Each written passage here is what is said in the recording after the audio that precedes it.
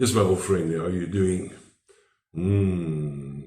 Seems like the singing of the song, and we're not talking about the stem or any other song. We're talking about the chant, this video about the repeated song, the singing of a song, or what the leader of the EFF, Julius Malema, referred to as a chant. Shoot to kill, Kilama. Shoot to kill, Yamasa. Kill the poor, the farmer. Kill the poor, the farmer. I tried to establish the origins of the so-called chant, which undeniably comes from the ANC during the political system better known as apartheid. I tried to establish the origins of this so-called chant against the system, like Julius Malema puts it, which undeniably comes from the ANC during the political system better known as apartheid, the struggle against apartheid. And the name that pops up, although he's already passed, is a lad by the name of Peter Mokaba. Now, he was a friend also of Winnie Madikizela Mandela. You know, we'll liberate South Africa with a box of matches. The former wife of Nelson Mandela. Now, at the time of his death, this is now Peter Mokaba, he had been appointed to be the head of the ANC's electoral campaign in 2004. And his funeral was attended by the likes of President Nelson Mandela, of course, President Thabo Mbeki, and also the Deputy President Jacob Zuma.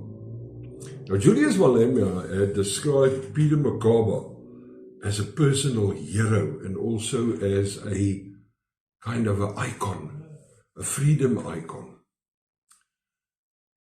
Peter Mokaba is therefore recognized, like Elvis singing Blue Suede Shoes for the first time, as one of the first singers of this song of resistance, this chant. However, I suspect it comes from a little bit longer down the road. If you listen to the ex-president, Thabo Mbeki. And chants of that kind in our tradition, in the African tradition, you don't take it literally. At the TRC, to illustrate the point, I sang the song, it's a chant, it's a, so you sing, it's a, you don't mean that. You don't mean I'll never go to Zululand because my mother died there. It's a chant, it's a, when you say kill the farmer, kill the boy, whoever. The ANC policy was forever against the killing of civilians. You chant, kill the boy, kill the farmer. There's no MK soldier who's going to go and kill a farmer. A boy, kill a farmer. No. It's a chant to motivate people. So Mbeki says that the song is not intended to physically harm anyone. It's not a call for violence. And that it therefore shouldn't be taken seriously, but either metaphorically. Who am I to say whether that song is really literal or not? Shoot to kill the guy over there. He's got white skin. Let's go blow his brains out. Like, again, Africa, I am learning a bit on the fly here. But generally speaking, if in America there was, let's say, a white guy singing a song about shooting the black guy, I'm pretty sure the media would not be happy about it. And the media shouldn't be happy if it's a black guy singing a song about shooting the white guy just because he's white. By the way, that video was just from this past weekend. Instead of being taken literally, the statement should rather be interpreted as a comparison or analogy that emphasizes a particular quality or concept. We don't buy that. This is dangerous. That is why we will fight to the bitter end against this. And if you say it's not literal, if you say it's literal, why did Julius Malema in court say that he will not give an undertaking, that he will not call for the large-scale slaughter of white people? He refused to do so. That is not a literal statement. That is a threat. And we will not sit by being threatened by thugs that don't want the future for everybody in this country. So, this was an ANC anti-apartheid song during the nationalist regime. Now, what baffles me is that why are the likes of Julius Malema and his small party, like they said in the United States, and his EFF still find it appropriate to sing?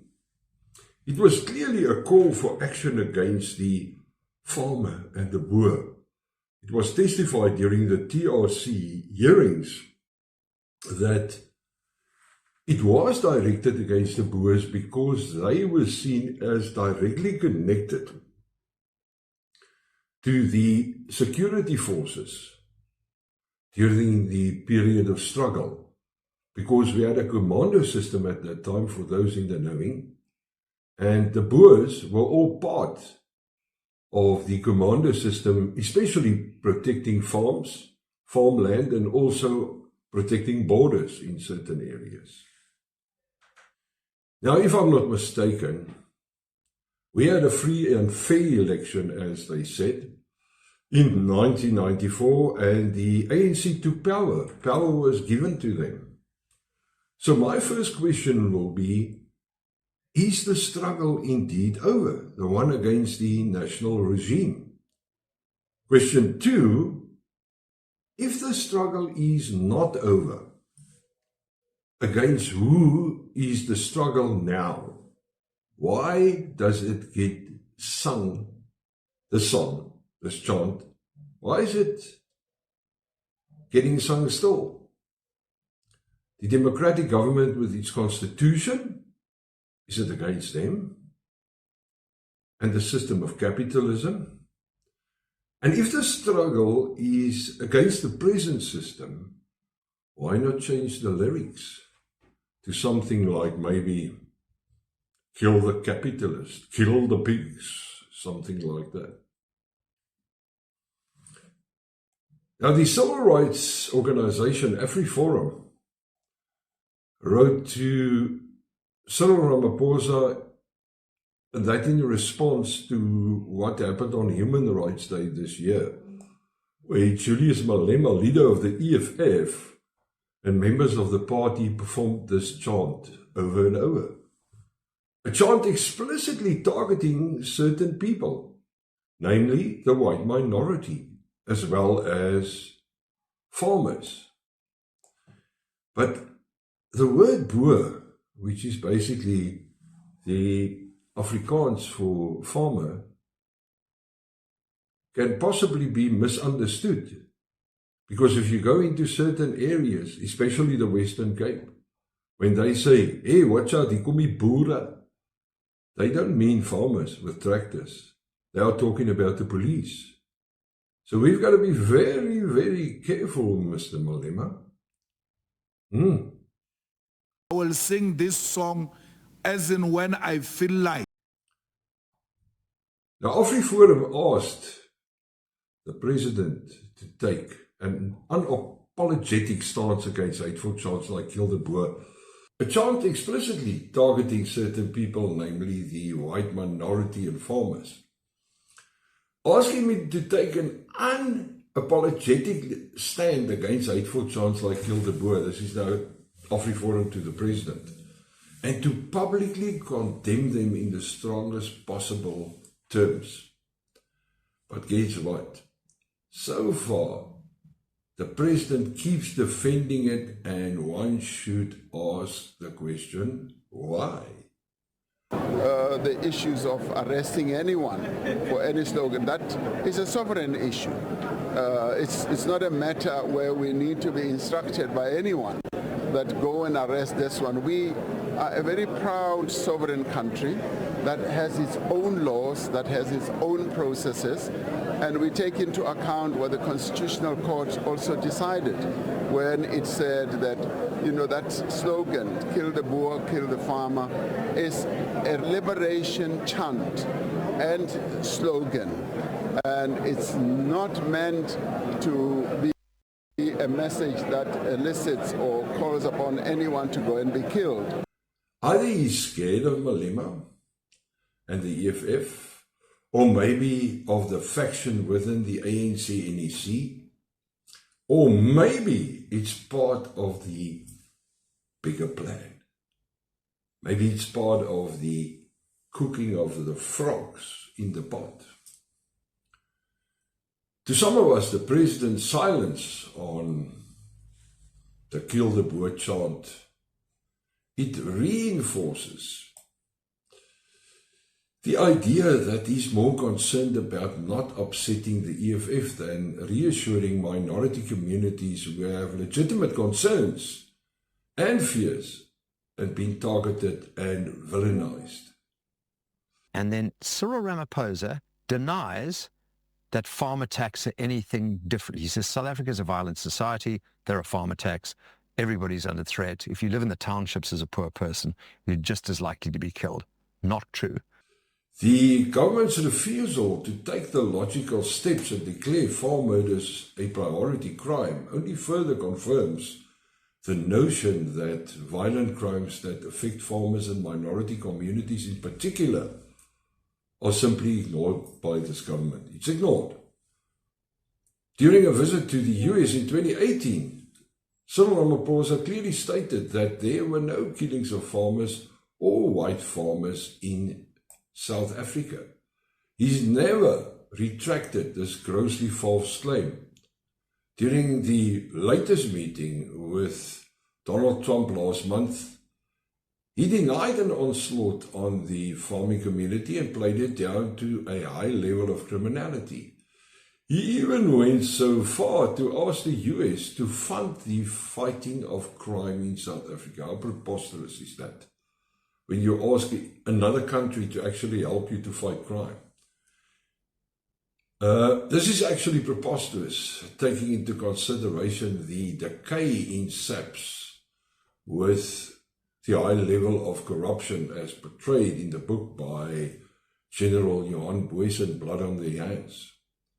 If the president wants to improve racial relations and wants to ensure that all citizens of the country feel safe and no one is explicitly targeted or ignored, we follow the dictates of our constitution because we are a constitutional state and we are a country where freedom of expression is the bedrock of our constitutional arrangement.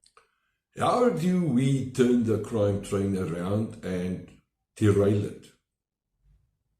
Firstly, this president should demonstrate that South Africa is a place where law and order is high priority and take extreme measures, declaring violent crime enemy number one. This through drastic visible action with lots of transparency. Secondly, proactiveness should enjoy preference in the prevention of crime. Therefore, government needs to work more closely with community safety structures such as neighborhood watches, security companies, farm patrols in rural communities to contribute to the fight against farm attacks and rural crime in general. The SAP should be purged, if you can put it that way, and the criminal element who's embedded themselves into our police force should be prosecuted and jailed. It's an international recognized principle in policing that a unique crime requires a unique counter strategy. Several other crimes such as gender-based violence, cash-in-transit heists, gang violence, rhino poaching, all those type of crimes have already been classified as priority crimes. Now you may ask the question, Why is this government so reluctant in doing so in the case of farmer tax? Does it suit the present political and economical climate that the ANC tried to create at all costs? What is the reason behind this? But back to the song. Why is this song still sung with the lyrics, kill the farmer, kill the boer? South Africa could be Germany in 1933. We have the dangerous populists, not in brown shirts, in red berets, jumping up and down and openly and publicly threatening to kill minorities, especially white people. We have that already. We have a Soviet playbook being pulled out, which is economic genocide, which is already in place, taking as much as you can away from minorities to chase them away or take away what they have, and then signed into law in December, expropriation without compensation. If we all know the country in 1994 became a politically democratic country that's overseen by a constitution, and we still talk of the sovereignty of this country, and we know it is not a sovereign state, it's not a sovereign country, with the thousands and thousands of people that simply walk into this country day by day. And then we still target, kill the farmer, kill the boer. And we know most of the boers are white. They've been like that for years, providing food security to this country. So really, Mr. President, do you want us to go hungry? Do you want to starve our people by replacing these boers with what? Nothing.